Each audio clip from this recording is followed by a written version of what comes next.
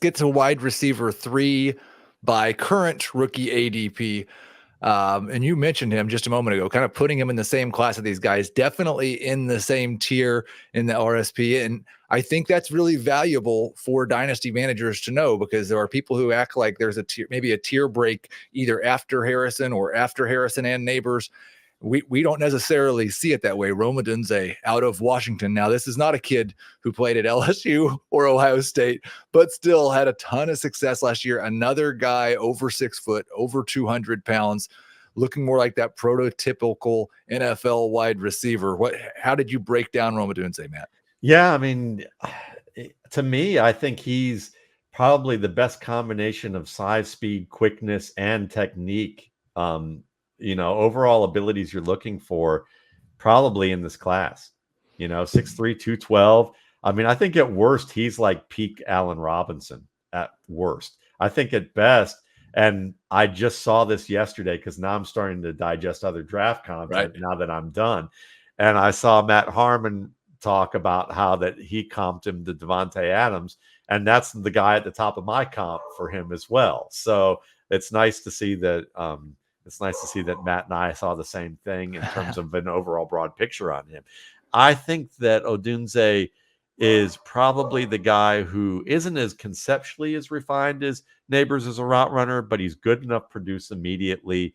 The things that I think he does well is bait defenders with his pacing and angles during his stems. He really understands how to set up and turn the hips of the defender or to get them to go in the wrong direction.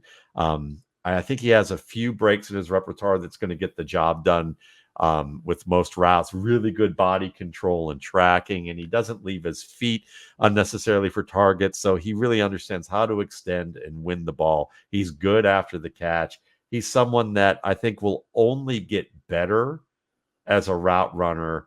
And as a result of that, when you look at that size, that speed, the already strong baseline of route running that he can play now, that's why he kind of has that Davante Adams kind of upside there. And I think that, it might be unfair to say that he's already as good or better than Allen Robinson at his peak, because Robinson was really awesome at his peak. It was just a very short peak.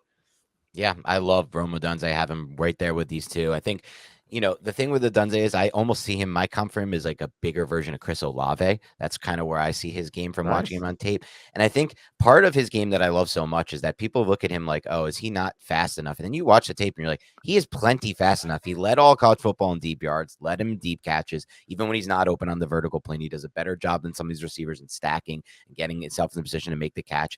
This is the craziest stat of the entire draft season in my mind. He caught 75% of his contested catch situations. That number is out of control. 3/4 of all contested catch situations he came down with. That's crazy. But what really stands out to me is you can also throw him the ball in the short level of the game, because as Matt says, he's much better after the catch than people realize. He's not necessarily like Neighbors. He doesn't look like he's bursting in and out, but he just understands space so well and where to position himself to create the maximum amount of yards after the catch on those quick hitting screens and things like that. He does a great job there. And then one final thing that doesn't help us for fantasy, but I just love watching his tape. He's a hell of a blocker, and he is a willing blocker, and he's going to really, there are some plays where he just seals the edge and you're just like, oh my God, is this guy good at blocking for a wide receiver? So I just love watching his tape. He's an exciting prospect.